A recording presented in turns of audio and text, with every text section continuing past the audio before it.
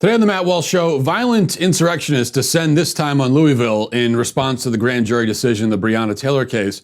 But almost everything BLM has said about the shooting of Breonna Taylor is a lie. Not that the truth matters to them, of course, but we'll talk about what the truth is in this case today. Also, 5 headlines, including the left fretting that Donald Trump won't submit to a peaceful transfer of power. That's a pretty rich charge coming from them as they continue to burn down our cities. And in our daily cancellation, I will cancel the CDC for trying to cancel Halloween. I won't let them do it. I won't let them get away with it. All of that coming up. But first, let's talk about Eero. You know, these days your house isn't just your house. It's an office, it's a school. My house is also a lunatic asylum most of the time with 4 kids running around. Kind of a zoo of sorts as well, a war zone, a toxic waste dump, at least in my son's room. A lot going on, and that's why I need, and you need also in your home, I'm sure, solid Wi-Fi in the whole house, which is where Eero comes in. Eero, an Amazon company, covers your whole home with fast, reliable Wi-Fi inside and out. Rooms with bad to no Wi-Fi, dropouts on your patio. Eero makes every square foot of your home usable by eliminating poor coverage and dead spots. You'll have a consistently strong signal wherever you need it. We're asking a lot of our Wi-Fi, I think. Eero can help yours do more. That's what it's done for me. Go to Eero.com/Walsh, enter code Walsh at checkout to get free next day shipping with your order. That's EERO.com/Walsh, code Walsh at checkout to get your Eero delivered with free next day shipping. Eero.com/Walsh, code Walsh. Okay.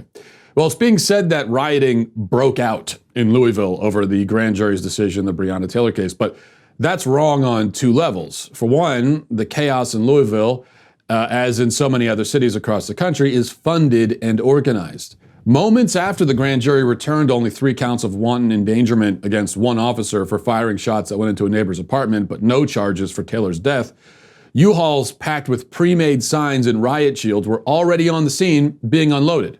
Now, it's clear that there's orchestration and planning involved. Also, these are not mere riots. These are violent uprisings with the clear and often stated goal of destabilizing the government and burning down the system. In other words, it's insurrection. So rather than riots breaking out, this was another campaign of insurrection being carried out. And the distinction is important. It's also important, though not relevant to the insurrectionists, that the narrative surrounding the Breonna Taylor case, advanced by BLM and Antifa and their allies in the media, has proven to be almost entirely false. The narrative in these high-profile police shootings is always false, of course. The only question is one of degree. Just how wrong will it turn out to be? In nearly all of the high-profile cases over the past few months especially, that answer has generally varied between extremely and incredibly. For example, the narrative around the Jacob Blake shooting in Kenosha claimed that he was unarmed and shot by cops while trying to get into his car after stopping to break up a fight. In reality, he was harassing his alleged rape victim, was armed with a knife, was reaching into his ex-girlfriend's car, which he was allegedly trying to steal when the officer fired. In the shooting of Deon K. in D.C., we were at first told that K. was an unarmed child shot in the back. As it turns out, he was an adult, a known gang member, and was shot in the chest while running towards officers with his gun drawn. The case of Ricardo Munoz in Lancaster, activists told us that he was a mentally disabled person randomly gunned down outside his mother's house. Some even said, there were some BLM people online saying he was an autistic child murdered by the cops. In reality, Munoz was 27 years old, was shot because he chased after a police officer while wielding a large knife. BLM has gotten almost every fact of every case wrong. Going all the way back to Michael Brown in 2014, who was claimed to have been murdered with his hands up while begging for his life. Forensic evidence, eyewitness reports eventually confirmed that he was actually shot while assaulting a police officer and trying to steal his weapon. And this after he had assaulted a store clerk and committed a robbery. So what about Breonna Taylor? Now, initially it was reported that police burst into the wrong apartment without knocking during a botched drug raid and murdered Taylor while she was asleep. That would be indefensible if it was true, but once again, it wasn't. As Kentucky Attorney General Daniel Cameron explained in his press conference on Wednesday, officers were serving a legal warrant at the right location, and they did knock before entering. An independent witness corroborates that they announced and identified themselves. Upon entering the residence, Breonna Taylor's boyfriend, Kenneth Walker, opened fire on officers. When police returned fire, Breonna Taylor was hit and killed. Here's Cameron at the press conference explaining some of this. Evidence shows that officers both knocked and announced their presence at the apartment. The officers' statements about their announcement are corroborated by an independent witness who was near in proximity to apartment 4. In other words, the warrant was not served as a no-knock warrant. When officers were unable to get anyone to answer or open the door to apartment 4, the decision was made to breach the door. After breaching the door, Sergeant Mattingly was the first and only officer to enter the residence.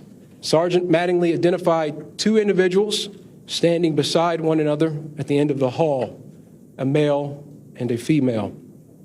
In his statement, he says that the male was holding a gun, arms extended, in a shooting stance.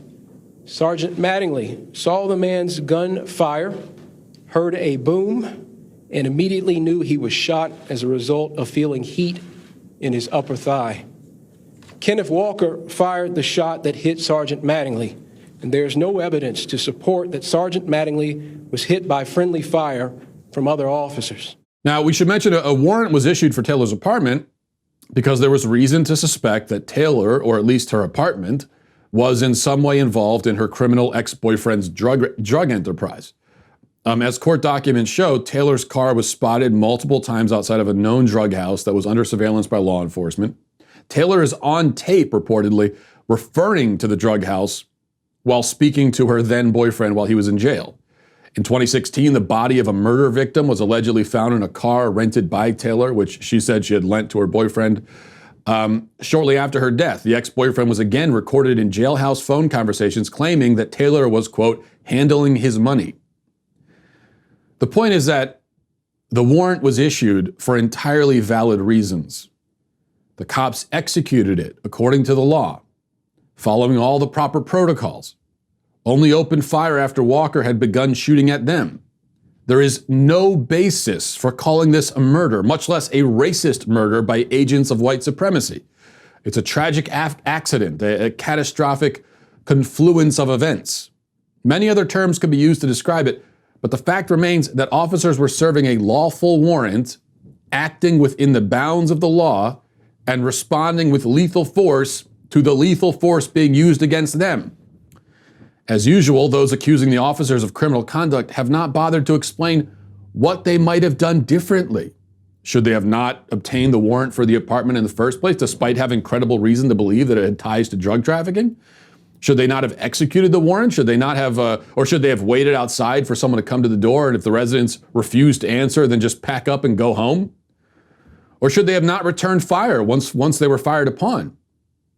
Instead, diving to the floor or hiding behind furniture, hoping the assailant stops before a bullet hits one of them in the face. Now, BLM militants, if they were being honest, would actually answer yes to all of those questions. They've made it clear that their problem with the police is that the police exist. Anything the police do, therefore, is wrong, for the simple fact the police are the ones doing it. For BLM and its allies, the fight against police brutality is a fight against policing itself. All law enforcement is brutality in their minds. And anybody who dies at the hands of police, any black person anyway, has been murdered, no matter what, regardless of context. This is the radicalism that holds our cities hostage, the madness to which we are all supposed to bow. It dresses itself in the garb of racial justice. It carries signs that say things like equality. But this is all a decidedly unconvincing disguise for their radical assault on law and order and civilization itself. And that's what's happening. And now it's happening in Louisville. Let's get to our 5 headlines.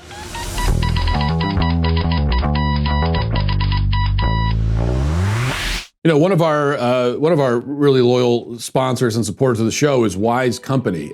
We've been working with them for a long time. Well, now they've changed their name. You know about Wise Company. Now they are Ready Wise, and they've got a whole bunch of. They've expanded their catalog, their products that are available.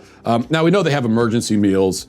They've got freeze-dried fruits and vegetables for convenient on-the-go nutrition. But now they also have adventure meals for hiking, camping, other outdoor activities. And I know for me, my experience with ReadyWise is just a peace of mind, especially in these days, in these, shall we call them, uncertain times, to use the media phrase that we hear so often. And there is a lot of uncertainty, so I feel some peace of mind just knowing that I've got these meals and I'm prepared for an emergency if it should ever happen. ReadyWise makes being prepared simple and affordable. You can order online. You can have nutritious meals shipped directly to your doorstep. And when preparing our meals, all you need is just 4 cups of water. The water doesn't even need to be hot, so it's very easy for you. You simply pour the food into water, you stir and cover. After about 15 minutes, the meal is ready. Some meals can even be prepared directly in the pouch, eliminating the need for additional supplies. I've tried some of these meals, even though I've got the adventure meals. I've also got the ones for an emergency. I've tried them myself, and I can say that you can tell that there's a lot of crafting that goes into this. And they're good. They taste good, even though they're for emergencies. This week, my listener can get free shipping. My listeners can get free shipping at ReadyWise.com when entering Walsh at checkout or by calling 855-475-3089. ReadyWise has a 90-day, no questions asked return policy, so there's no risk taking the initiative to get yourself and your family prepared today. That's ReadyWise, ReadyWise.com. Promo code Walsh to get free shipping today. All right. Yeah, you may have heard that I just said my listener can get free shipping. The one, Well, no, look, let's be honest. I have 2. So my one listener, the other one also. Both of you guys can get free shipping with ReadyWise. Okay. Speaking of the insurrection, 2 Louisville police officers, at least 2, were shot by a BLM militant last night. The violence wasn't just in Louisville. In Portland, they were throwing Molotov cocktails, as you can see here. Somebody, there we go, just peacefully firebombing the cops there. In Seattle, here they are beating a cop over the head with a metal bat. Peacefully, of course. This, of course, has been going on in those 2 cities for months, literally months, which is why those mayors should be in prison. They should be forcibly deposed and thrown in prison. They have abdicated their responsibilities, and they have to be dealt with. Wait until after the election if that's what you need to do. But then this cannot be allowed to continue. This goes way beyond politics. But that's Portland and Seattle. Back to Louisville, where the riots, the insurrection, was very violent, and it involved the attempted murder of at least 2 cops. Here's how Reuters described it, by the way. They said demonstrations in Louisville wore on past nightfall in defiance of a 9 p.m. curfew and remained mostly peaceful until several gunshots rang out in the midst of a skirmish between protesters and heavily armed police. Mostly peaceful until they tried to blow the brains out of 2 cops. Yes, well, things are always peaceful until they aren't, right? The Normandy landings were peaceful until the shooting started. The town of Sharpsburg was quaint and quiet and peaceful until the Battle of Antietam commenced. That's how it works. ABC 11 had a different spin. They said, Louisville officer shot, but unclear if tied to protests. Yes. Kind of reminds me of a Titanic passenger drowns, but unclear if tied to ship sinking. Same general idea. Now, Democratic Governor Andy Beshear in Kentucky spoke last night about the shooting of the police officers, and here's what he had to say. Hi, everyone. I know that with the events of today, many people are feeling powerful emotions, whether that's frustration, anger, concern, and many people have been out on the streets, especially in Louisville tonight, giving voice to those emotions. But sadly, we have seen at least one individual turn what were non-violent ways of expressing ourselves into the shooting of at least 2 law enforcement officers. We know that the answer to violence is never violence, and we are thinking about those 2 officers and their families tonight. So I'm asking everybody, please, go home. Go home tonight. There will be many times over the coming days where there will be an opportunity to be heard, and so many people are listening right now. As your governor, I've promised to listen. But let's make sure we don't see any more violence tonight. And let's make sure that we find ways of expressing ourselves moving forward where your point and other people's points are made, and that hopefully we can not just listen, but we can hear. Everybody out there, stay safe. We care about each and every one of you. Good night. Yeah, that's what we call bare minimum, weak, pathetic. Obviously, he had to say something. He couldn't just completely ignore, as much as he probably would have liked to, the shooting of 2 of his police officers. But that's about as weak as a denunciation goes. And keep in mind, now, if I didn't know any better, and I didn't know the context, and I was just listening to the tone and the way this is approached, I would think that he was talking about, I don't know, some people spray painting, just some petty vandalism or something. No, this is the attempted murder of 2 police officers during violent riots. And this is how Bashir approaches it. And even that, he's going to get flack from the left for that, as pathetic and weak as it was. Number 2, well, what's the media and the left freaking out about today? Not the violent revolution happening in our streets. They love that. Not the cops who were shot, bombed, beaten last night. They're in favor of that too. No, instead it's this. This is what they're worried about. This is what Trump said during a press conference, and we are supposed to be very, very concerned and scared and worried about this. Listen. Win, lose, or draw in this election, will you commit here today for a peaceful transferal of power after the election? There has been rioting in Louisville. There's been rioting in many cities across this country, red and your so-called red and blue states. Will you commit to making sure that there is a peaceful transferal of power after the election? Well, we're going to have to see what happens. You know that I've been complaining very strongly about the ballots, and the ballots are a disaster. I understand that, but people are rioting. Do you commit to making sure that there's a peaceful transferal of power? We want to get rid of the ballots, and we'll have a very peaceful. There won't be a transfer, frankly. There'll be a continuation.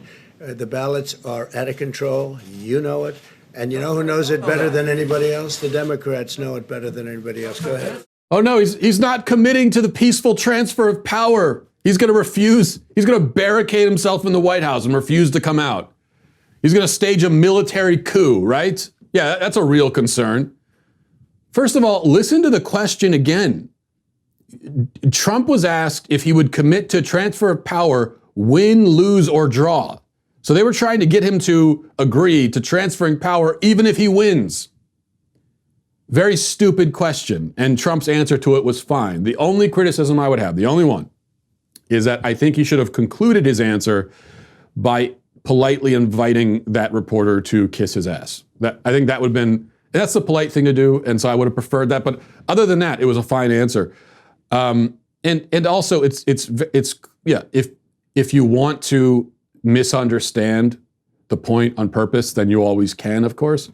If you're a dishonest person, but it's clear what Trump is getting at is like, I'm not, if I actually lose, okay, but there are concerns that the story will be that he lost even though he didn't.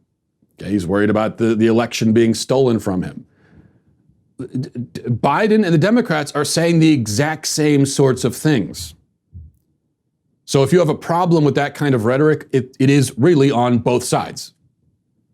This is not a what about both. This is both sides. Both sides are saying this. So whatever criticism you have of that, it applies across the board. But also, I mean, the main point is this.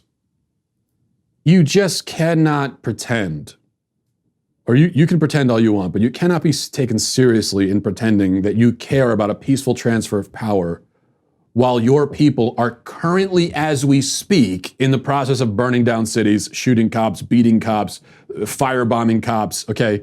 You cannot, months and months of this, and now you're pretending that you care about a peaceful transfer of power. It's too late for a peaceful transfer of power. We are already in the midst of a decidedly non-peaceful time in our country, and that is all on the left.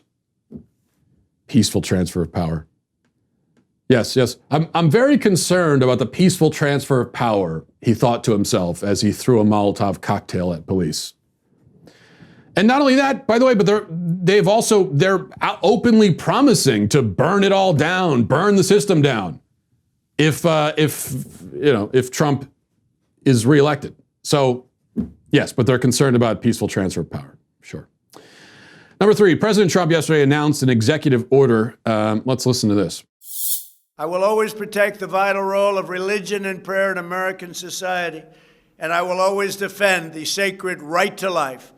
Today I am announcing that I will be signing the Born Alive executive order to ensure that all precious babies born alive, no matter their circumstances, receive the medical care that they deserve.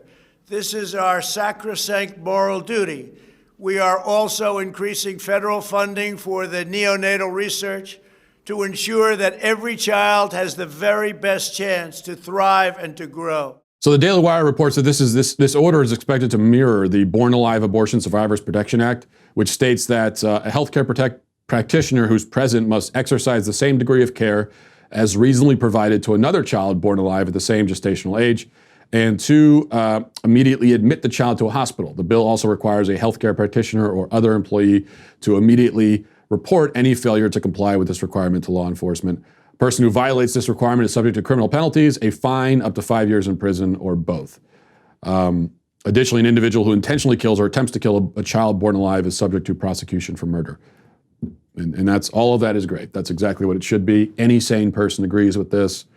This is an issue that Republicans and conservatives should be talking about.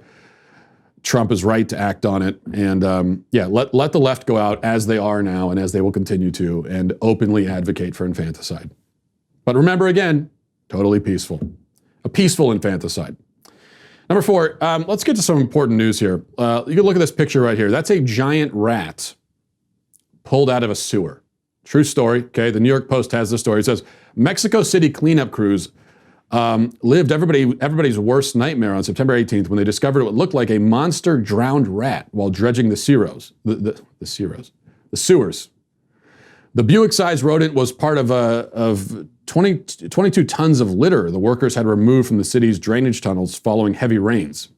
During the unsavory gig, the workers reportedly turned a corner and encountered what they described as a giant rat, which sat hunched over and sported incredibly realistic fur. As it turns out, the vermin was actually a Halloween prop. Oh, that's disappointing. That had been washed out of its warehouse by the storm. I mean, it was unlikely, but I was really rooting for this to be real. Choose the form of your destructor kind of thing. And if we have to have the apocalypse, then I think an apocalypse at the hands of oversized rats would be, I don't know how enjoyable it would be, but it would certainly be appropriate. A woman named Evelyn Lopez has since come forward to claim the rat, which she reportedly created from scratch for Halloween. Lopez said it had gone missing years ago during a torrential downpour, and no one could help her retrieve it. So she couldn't find that huge thing for years, and now she finally has found it. Well, I'm glad for their reunion. Number 5, this couldn't come soon enough. Racism has finally been solved. It's over, folks. You can go home.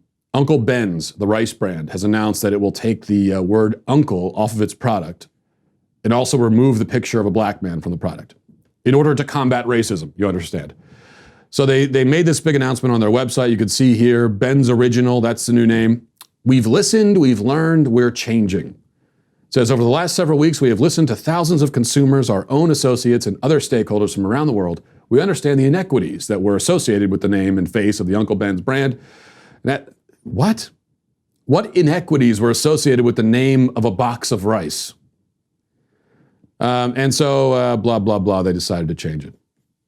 This, of course, just doesn't make any sense at all. How are we helping to solve racism by taking a black man's face off of the packaging? How is that? I thought, so we have like both strategies happening here. Because on one hand, we're told we need more representation and racial minorities need to be more visible. And I mean, that's why apparently they announced they're doing a Friends remake with an all-black cast. And so there's a lot of that sort of thing going on. And we're going to combat racism that way. But we're also going to combat it by with less visibility by taking, black faces off of packaging and that sort of thing. Doesn't really make a lot of sense to me. All right, we're going to get to our daily cancellation in just a second, but before we do, I've been telling you for a long time about our sponsors, Vincero. I'm wearing one of the watches right now. A watch should be something you look forward to putting on every day. I know I do, and that's exactly how I feel about my Vincero watches. Vincero is dedicated to the craft. They put the time and effort into crafting timepieces so you can wear them day after day. The guys in their team, they sent over some watches, and I've enjoyed wearing them regularly. With Vincero, there's no brand name market, no big time price tags. Their promise to you is really simple: solid, well-made product that you will enjoy wearing. And during this time, they're continuing to do right by their buyers. These guys, they know how important it is to shop from brands that you can trust. So you can check out their watches. Just go to vincerowatches.com/Walsh to get access to their exclusive discount. Vincero offers free shipping, 30-day returns, guarantees for your watches for 2 years. And that's why you can go look at the reviews. They got 22,000 five-star reviews, and that's what I trust, really. 22,000 people all agreeing. They can't be wrong. Take advantage of 20% off everything on their website. Vincero has styles for men and women, as well as accessories, wallets, bracelets, extra straps, sunglasses, all of that. Incredible quality. Like I said, these are timepieces you will enjoy wearing every single day. If you don't, Vincero will make it right. That's their promise. If you don't love it, they will make it right by you, but you will love it. Trust me.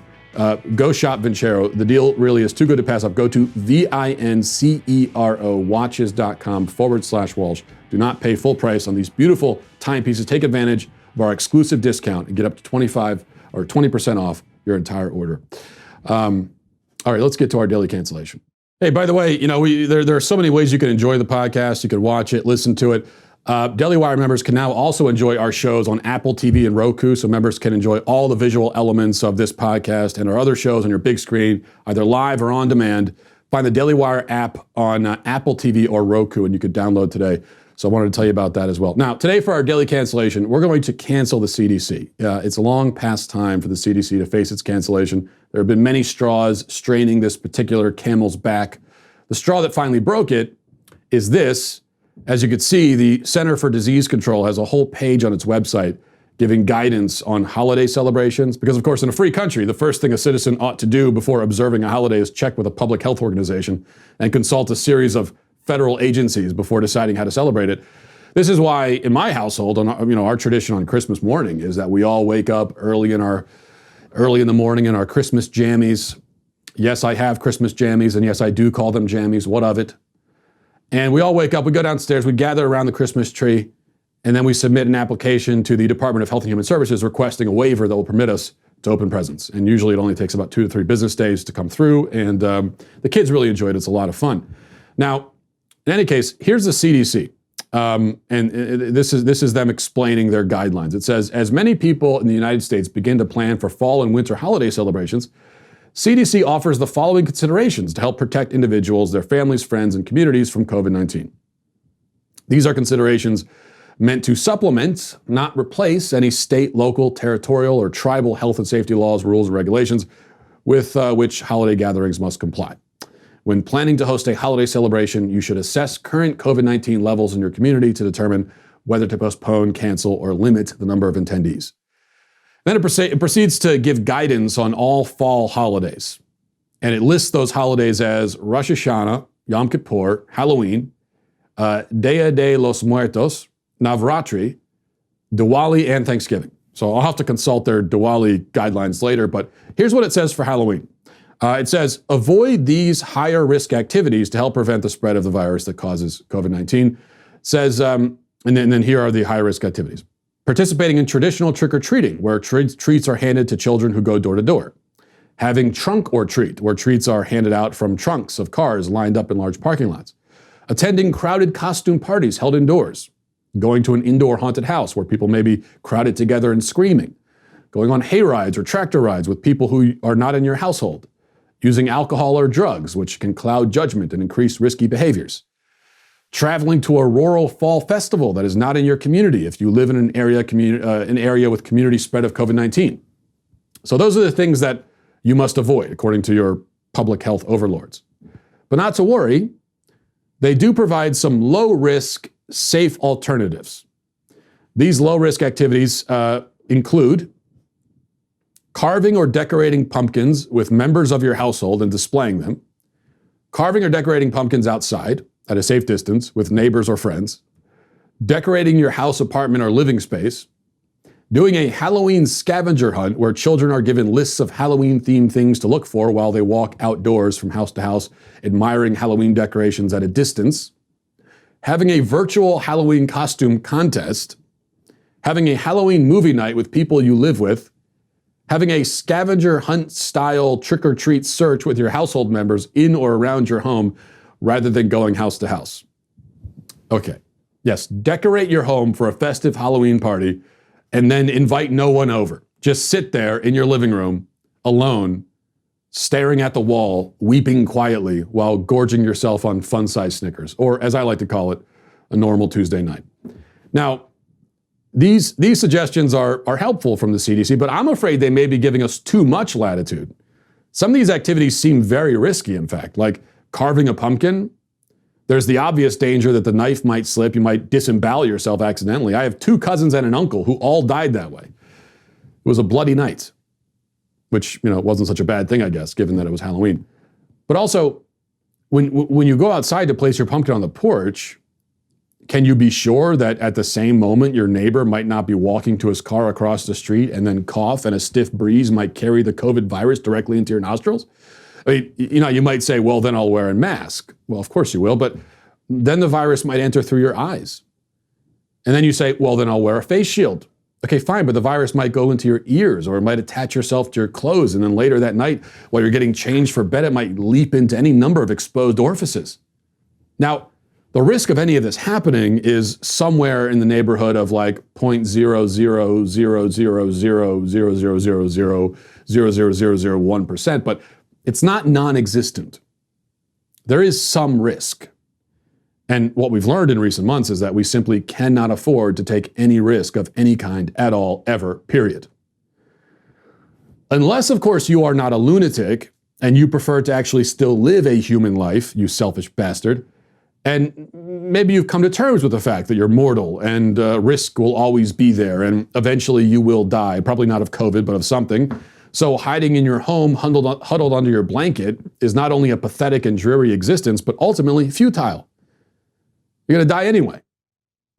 If that's the case, then you will go out and still trick or treat because quite obviously, in all seriousness, trick or treating is not high risk at all. You're outside. Kids are the ones doing it.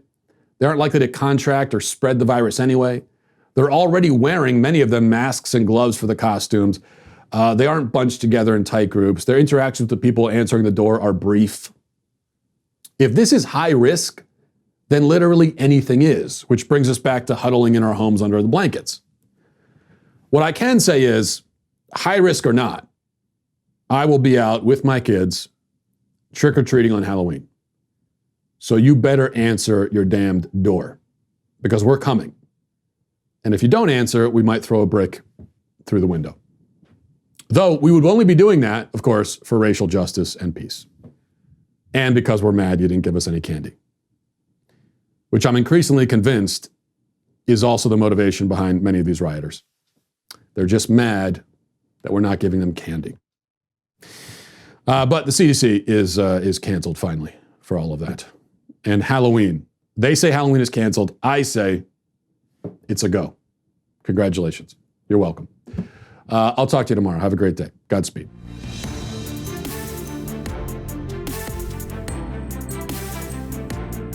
The Matt Walsh Show is produced by Sean Hampton, executive producer Jeremy Boring. Our supervising producers are Mathis Glover and Robert Sterling.